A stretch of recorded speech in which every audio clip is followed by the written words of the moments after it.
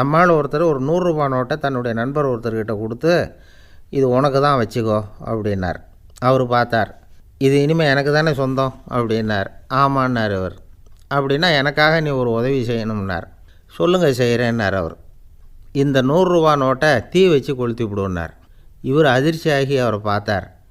இப்போ அவர் சொன்னார், நீ எனக்கு அன்பாக கொடுத்தது இது, இந்த நோட்டு கள்ள நோட்டுங்கிறது எனக்கு முன்னாடியே தெரியும், சீக்கிரம் கொளுத்தி விடு, அதுதான் நம்ம 2 பேருக்குமே நல்லது அப்படின்னாராம் அவர்.